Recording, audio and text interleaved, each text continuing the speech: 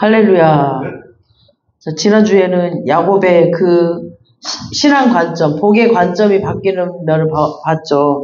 그러니까 오늘은 이제 이삭의 얘기입니다. 우리가 성경을 읽을 때 보면은 막 어떨 때는 막 이 장면, 또 어떨 때는 막 이 장면, 막 그 은혜 받는 장면이 다 다르거든요. 읽을 때마다. 또 감동이 다르고 하나님의 마음이 느껴지는 것이 다 달라. 근데 신앙생활 할 때도 보면은 5년 전이랑 1년 전이랑 막 10년 전이랑 다 달라요.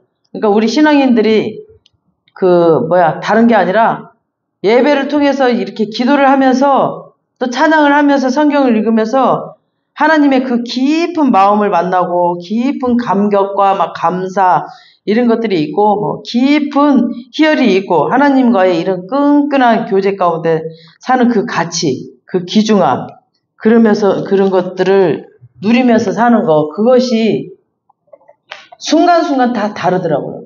다 창세기 어느 부분 또 민수기 어느 부분 이런 것들. 근데 그게 진짜 행복하고 그게 얼마나 복인가를 알게 돼요. 여기 야곱도 그랬잖아요. 야곱도 자기 아버지보다 자기 할아버지보다 재산은 그렇게 더 많지 않았지만 주님과의 그 교제에 있던 그런 세월들 추억들 그게 더 복이라는 걸 알았다고 그랬잖아요.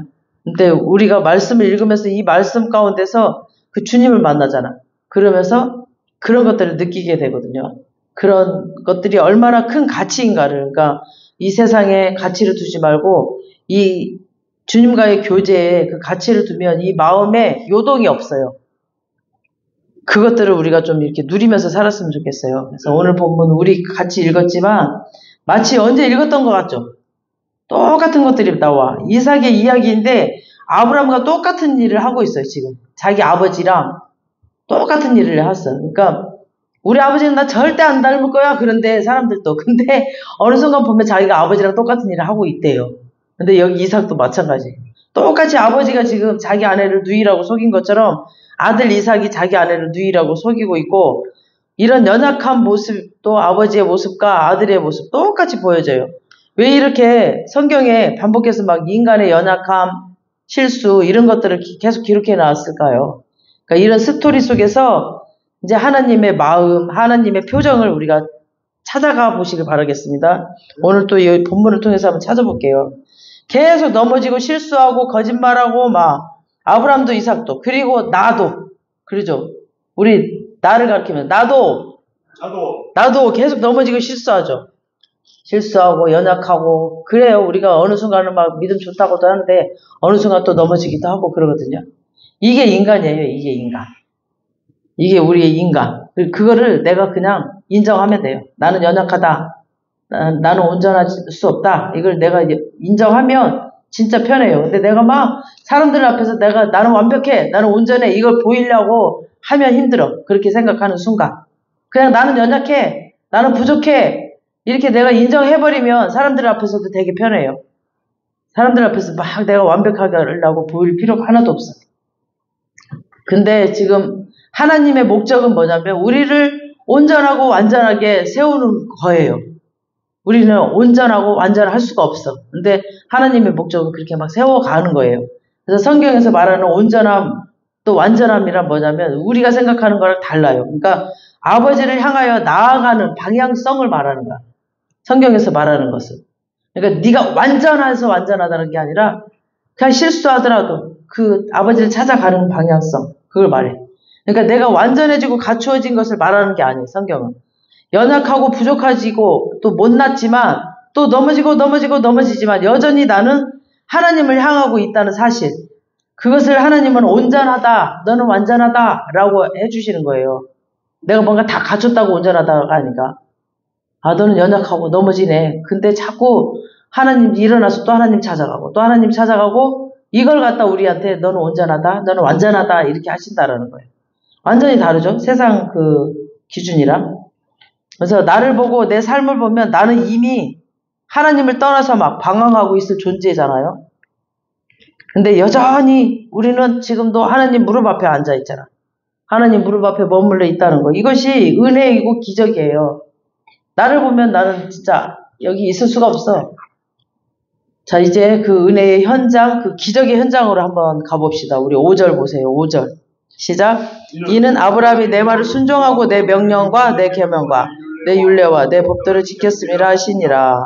지금 보니까 여기 그냥 5절만 뜩 읽어서 잘 모르는데 지금 어떤 상황이냐면 이삭이 넘어지고 실수하고 거짓말하고 연약함이 딱 드러났는데 아브라함이 순종했다라고 지금 이 5절 말씀이 하고 있어. 아브라함이 순종했다라고. 이삭이 넘어져서 막 이런 상황인데 공감이 안 가죠. 공감이 안 가는 구절이에요. 그러니까 아마 이게 네 아버지 때문에 네 삶을 내가 한번 봐준다 이런 개념으로 써놨는지 무슨 뜻인지 모르겠어요. 이렇게 해놨어요. 근데 절대 그게 아니에요. 이게 뭐냐면 구원은 대신 가는 게 아니거든요.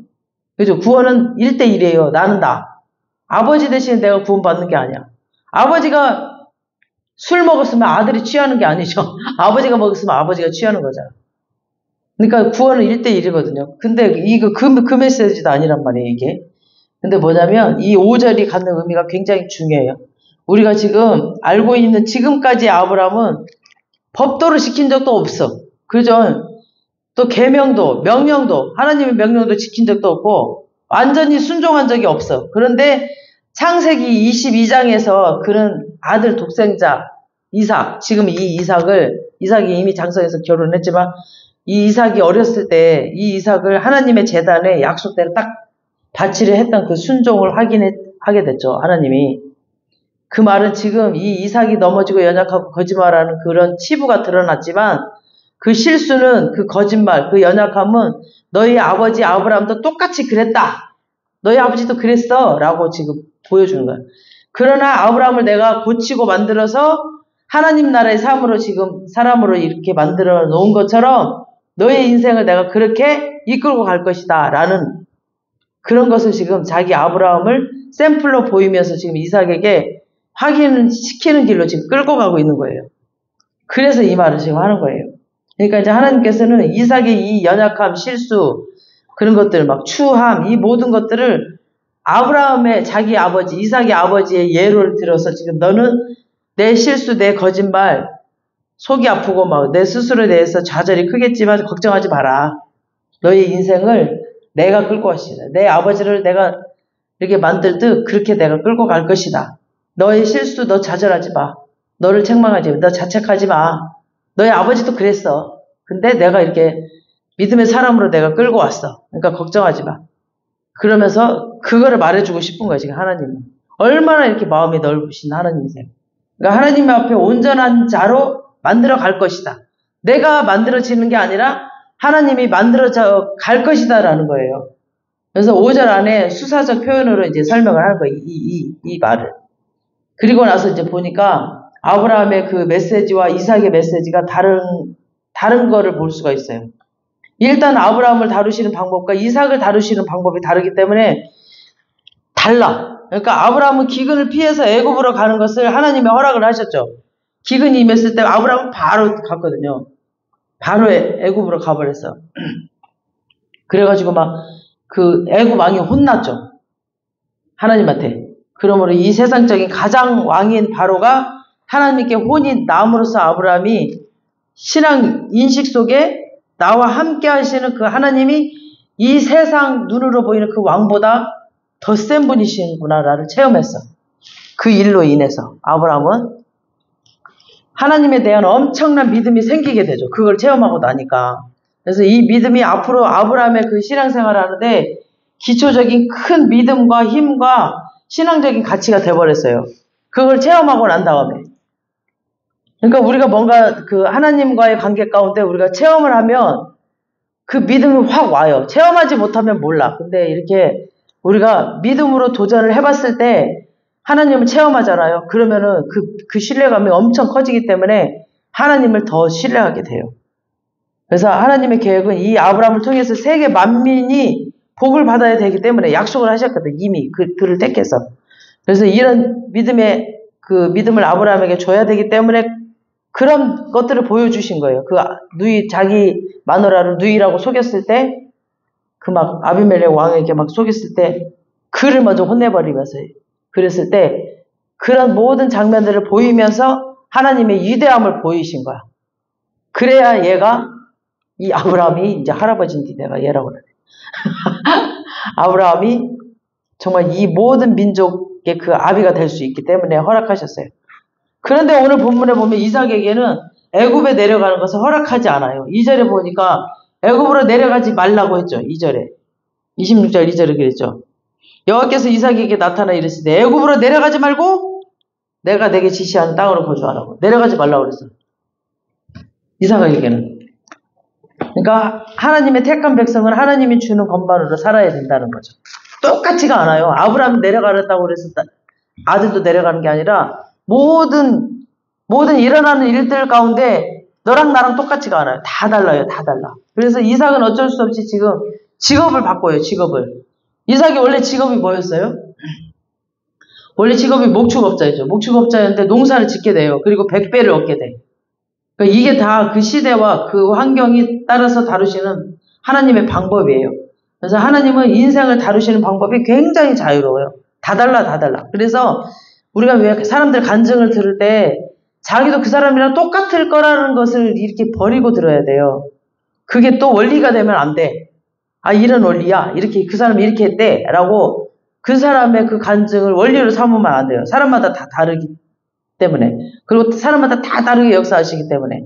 지금 여기 이제 아브라함과 이삭 다르기 때문에 같은 상황이지만 다른 스토리가 나오잖아요. 6절, 7절 보세요. 6절, 7절. 시작. 이삭이 그랄에 거주하였더니 그곳 사람들이 그의 아내에 대하여 물음에 그가 말하기를 그는 내 누이라 했으니 리브가는 복이 아리따움으로 그곳 백성이 리브가로 말미암아 자기를 죽일까 하여 그는 아내를 하기를 두려워함이었더라. 봐, 아브라함이랑 똑같이 속였죠. 이렇게 자기 누이가 자기 아내가 아름다움으로 누이라고. 그리고 12절을 한번 보세요. 시작.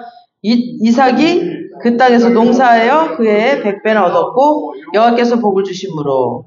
그러니까 여기 100배나 얻었다고 했잖아요. 그러니까 여기 농사하여가 원문에 보면 자라예요. 자라. 그러니까 씨를 뿌리고라는 말이에요. 씨를 뿌리고. 그리고 여기 이제 그 해에 100배를 얻었고는 뭐냐면은 마차라는 뜻이니까요. 뿌린 것을 거두다라는 뜻이에요. 그러니까 뿌린 것을 많이 거뒀다라는 뜻이지 우리가 지금까지 알기는 막 100배를 얻었다고 하니까 막 그전보다 100배를 얻었다라는 그런 개념이었잖아요. 저도 이 공부하기 전까지는 그렇게 생각을 하고 있었거든요. 근데 그게 아니라 그냥 그전에는 지금 이삭이 목축을 하고 있었기 때문에 농사의 기준이 없었잖아요. 그러니까 100배라는 그런 말이 나올 수가 없어. 그러니까 이제 씨를 뿌린 거를 많이 거뒀다라는 뜻이에요. 여기서 100배는. 그래서 이 100배는 뿌린 것을 많이 거뒀다라는 뜻입니다. 13절. 진짜. 왕성하여 마침내 거부가 되었다. 창대하고 왕성하여 마침내는 뭐예요? 마침내. 마침내는 하루아침에 갑자기 되나요? 마침내. 천천히 되는 거죠. 마침내. 여기 마침내 즉각 되는 것이 아니라 서서히. 마침내 뭐 오다가 이렇게 이루다가 마침내 되는 것을 말하는 거죠. 마침내. 그러니까 여러분 농사가 얼마나 힘든지 아시죠? 우리 농사 져봤죠. 우리 권사님이랑 사부님이랑 우리 농사 쬐끔 짓는데도 진짜 힘들어. 막 가라지도 맨날 뽑아야 되고 막 벌레도 없어야 되고 물도 제때 줘야 돼. 근데 우리는 너무너무 감사하게 물 줄 때만 되면 하나님이 비를 내리죠.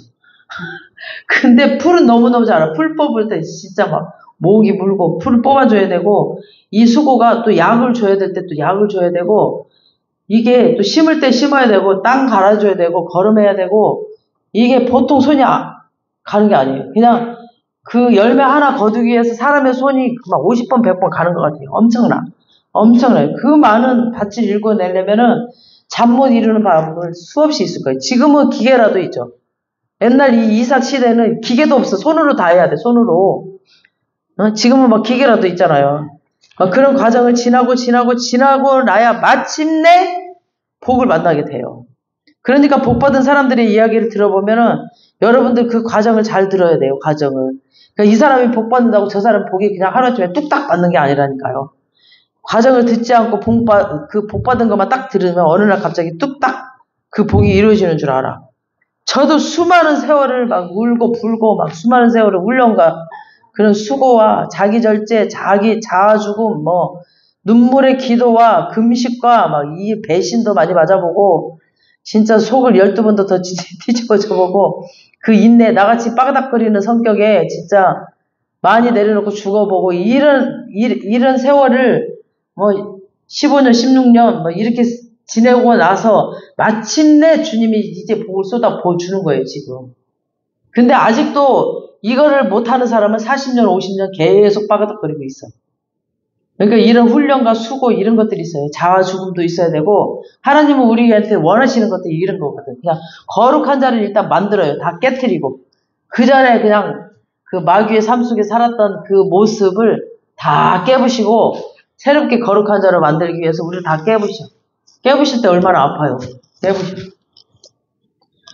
그래가지고 이렇게 보석처럼 다듬어졌을 때 받는 상급 이런 것이 복이에요. 복. 100배의 복. 그게 100배의 복. 내가 노동을 해서 땀을 흘려서 그 대가를 얻는 거 막. 그런 거 내 공로가 아니라 하나님이 또 도우시는 거야. 하나님의 은혜로 깨닫게 하시고 또 막 쓰러지게 하시고 기도하게 하시고 이런 것들 다 하나님의 은혜예요. 우리 고린도 후서 5장 1절에서 4절 한번 보시겠습니다. 시작. 너희 중에 음행이 나음을 들었으니 그런 음행은 이방인 중에서도 있는 것이라. 누가 그의 아버지 그의 아내를 취하였도다 하는도다. 고린도 후서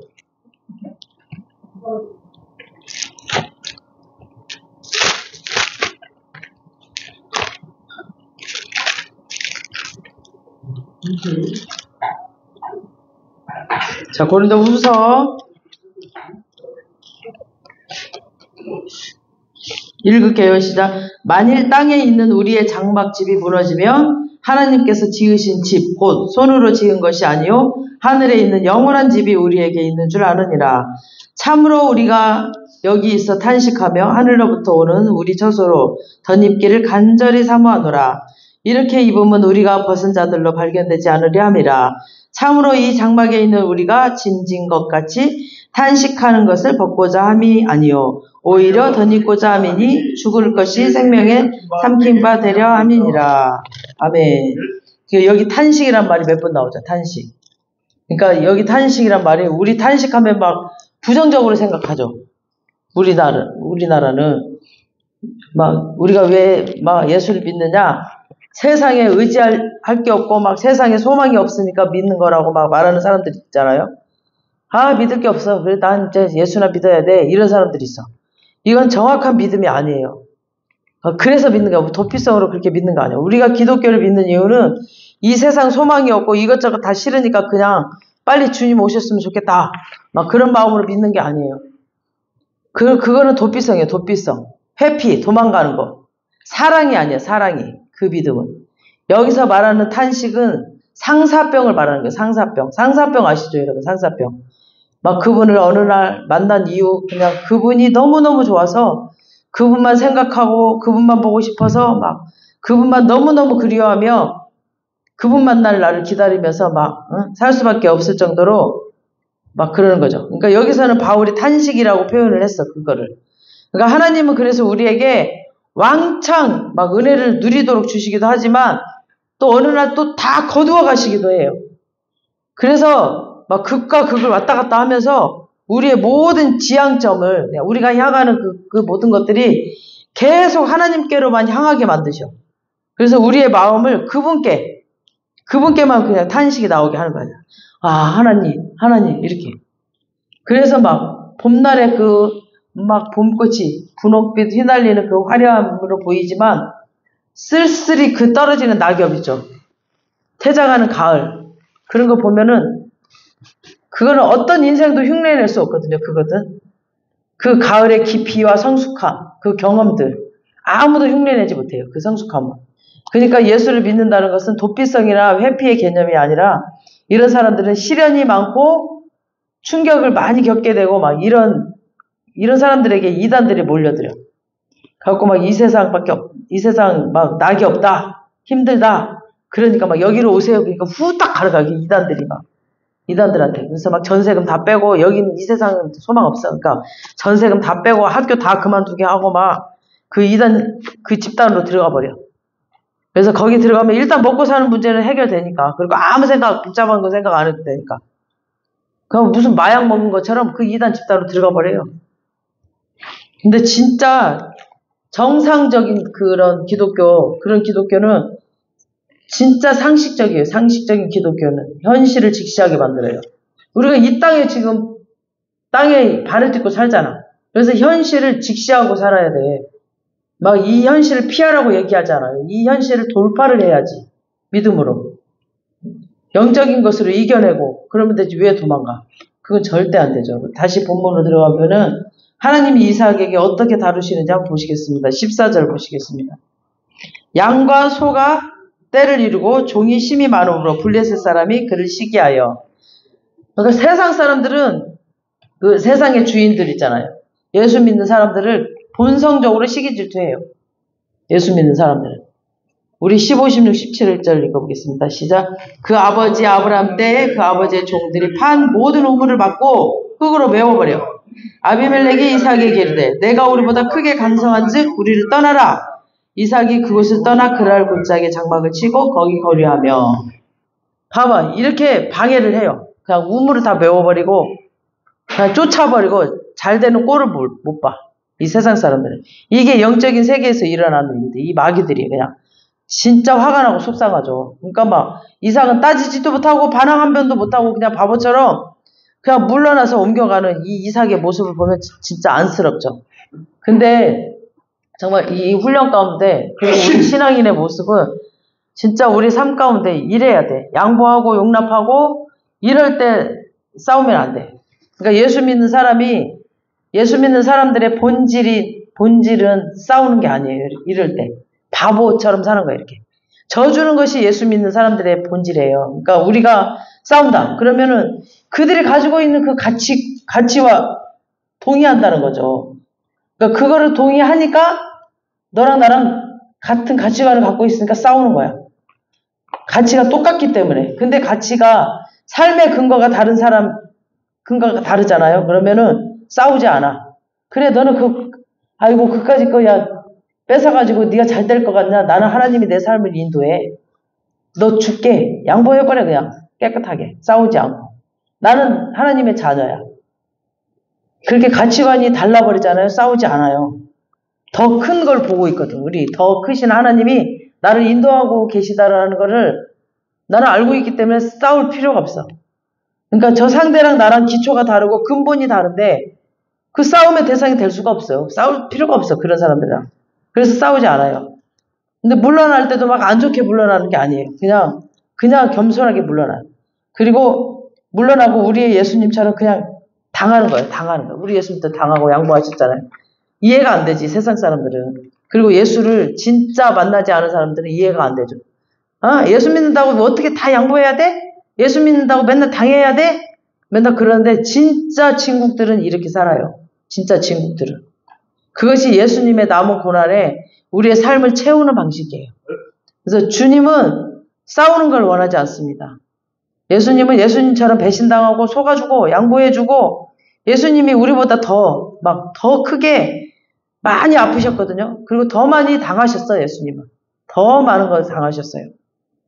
저도 막 차 타고 가다가도 계속 저는 예전에는 차가 있었어.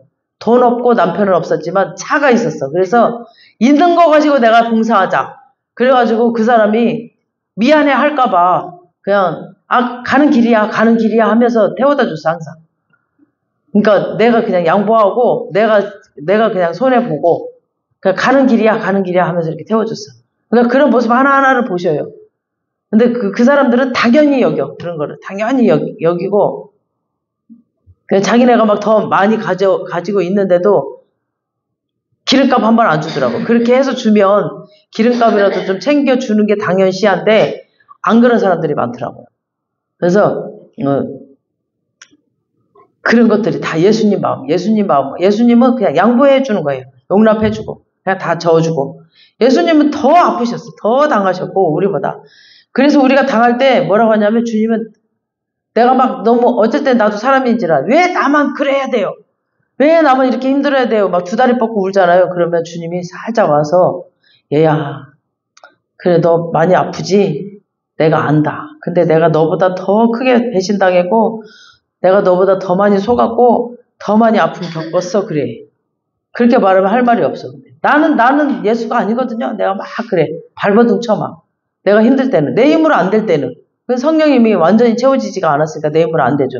인간이니까 그거 당연해요. 그럴 때는 또 주님한테 따져야지 뭐 어떻게 해. 안 되는 거예요. 따지면서 난 신이 아니거든요. 난 주님이 아니잖아요. 막 이러면서 따져. 그러면 주님이 또 다독거려 주면서 그 사랑을 부어줘요.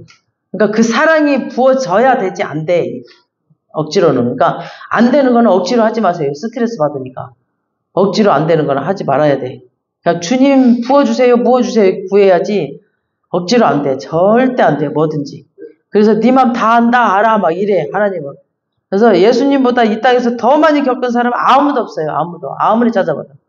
당하는 것이 또 다른 믿음이거든요. 이렇게 당하는 것이. 왜냐면 그 결과를 지금 뭐냐면 우리를 눈동자처럼 지키시고 졸지도 주무시지도 않으시는 그 하나님께서 그 하나님께 그 맡기는 결단이기 때문에 엄청난 믿음이야. 이 믿음이.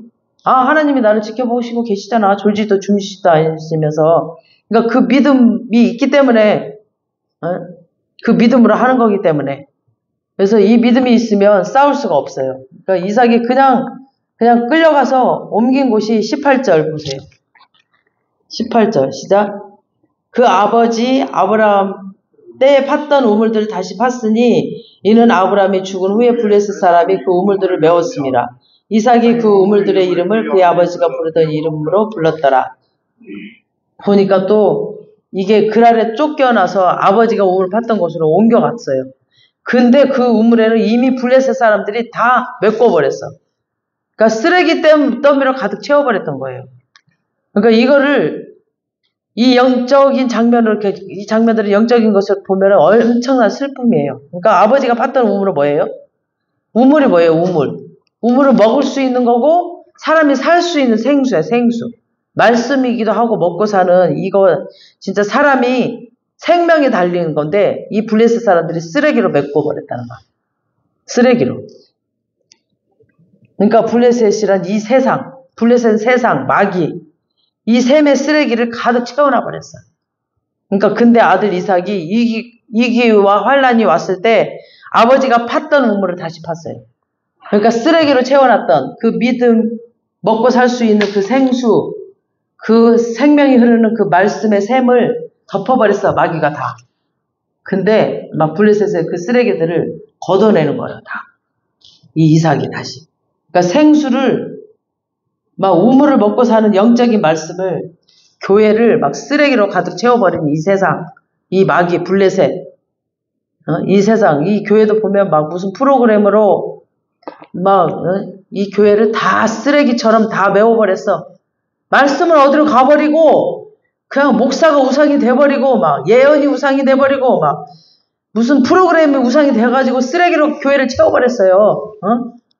근데 그 쓰레기를 다 거두고 다시 말씀으로 돌아가자. 말씀으로. 이걸 지금 이삭이 이 일을 제일 먼저 해냈어요.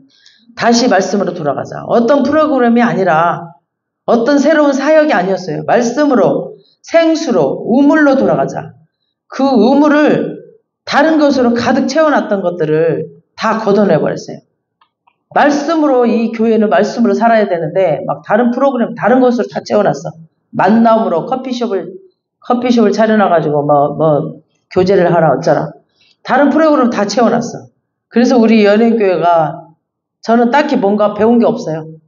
잘난 것도 없고 뭔가 지식적인 것도 없어. 전 몰라 그냥. 오직 하나님의 이 생명의 말씀으로 저는 살아났고 이 말씀이 저를 세우셨고 이 말씀이 저를 치유하셨거든요. 그리고 이 말씀이 저를 인도하셨어 지금까지. 다른 어떤 프로그램도 저는 몰라요. 정말 이 하나님의 말씀, 이 생명의 말씀, 이 우물을 우리 교회는 다른 거로 메우고 싶지가 않아요. 다른 쓰레기로 메우고 싶지 않아요. 말씀으로만 파고 싶습니다. 그래서 하나님께 막 감사의 기쁨의 찬양을 마음껏 올려드리는 거예요. 그래서 찬양이 많아요, 우리 교회는. 막 목요일날 1시간씩 찬양해요. 우리 주일날도 찬양 30-40분씩 하고 이 찬양으로 하나님께 올려드리고 그리고 막 춤추며 뛰는 거예요. 다윗처럼 막 기뻐하면서 사람 눈치 보지 않아요. 옷이 벗겨지든지 말든지 그냥 하나님 앞에서 춤추는 거예요. 우리는 사람들 잘 보이려고 추는 거 아닙니다. 오직 말씀 기도. 그렇게 우리 연예인교회는 이거밖에 없습니다. 그래서 강력한 돌파의 방언 기도 우리가 실시간 1시간씩 하죠. 강력한 돌파의 기름 부음. 그 다음에 말씀 소리내어 읽기. 우리 실시간 유튜브 생방송 하라고 하셔서 지금 열심히 하고 있습니다. 하루에 13장이면 1시간이에요. 여러분들이 그 1시간만 투자해도 정말 영적인 돌파가 일어나고 정말 하나님과의 그 친밀감이 생기고 정말 이 말씀이 생명이기 때문에 우리가 살아나는 역사가 일어나요.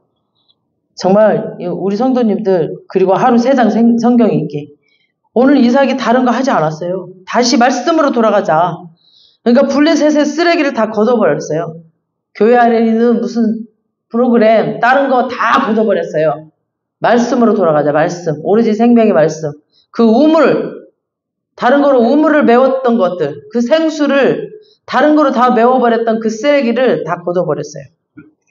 하나님의 말씀, 가장 현실적인 하나님의 말씀대로 지금도 살아 역사하시는 그 예수님과 매일 매순간 함께하는 그 현실. 여러분의 현실이 되시길 축원합니다.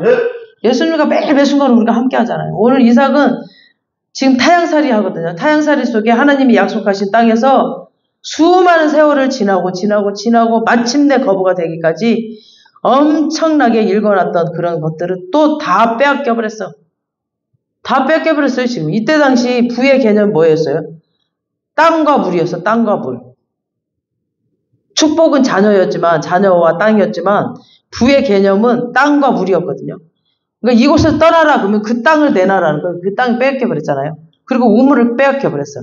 그러면 다 빼앗겨버린 거야, 다 빼앗겨버린 거야. 그러니까 100배를 주시기도 하고, 또 어느 날 갑자기 싹 다 가져가시기도 합니다. 그런데, 신앙의 그 위대함은 뭐냐면 있던 게 없어졌다가 다시 회복하는 것이 아니라 신앙의 진짜 위대함은 뭐냐 그런 것과 상관없어.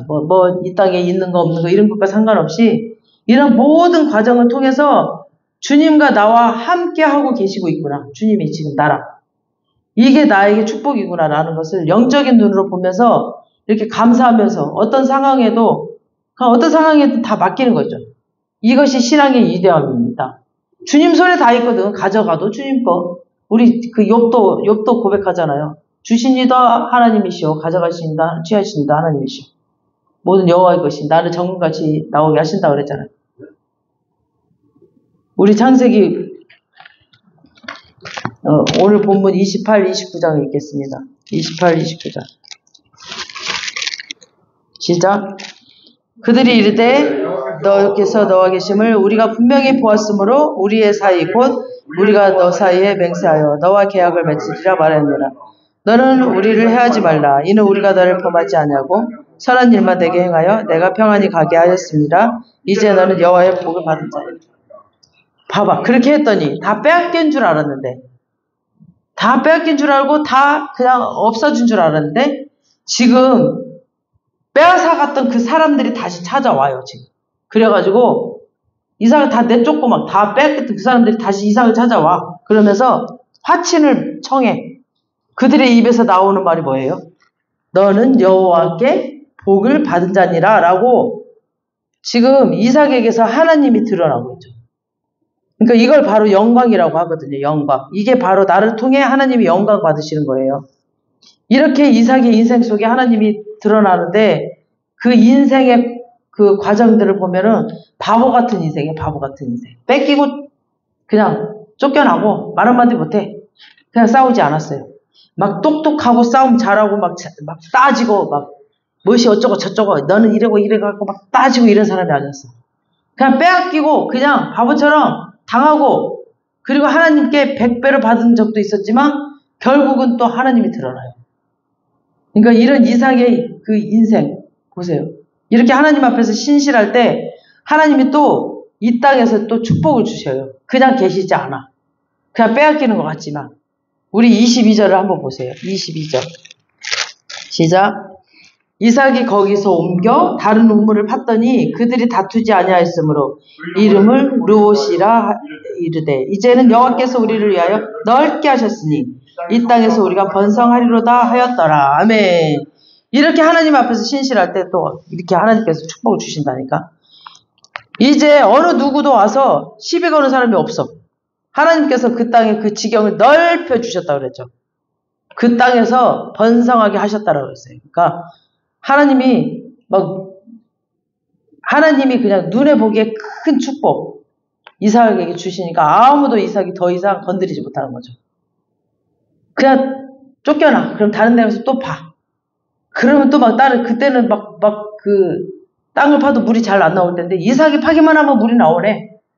그러니까 다들 놀란 거죠. 이방 사람들이. 그러니까 저 사람 뭔가 다르네. 그러니까 아무도 이삭을 더 이상 건드리지 못하는 거죠.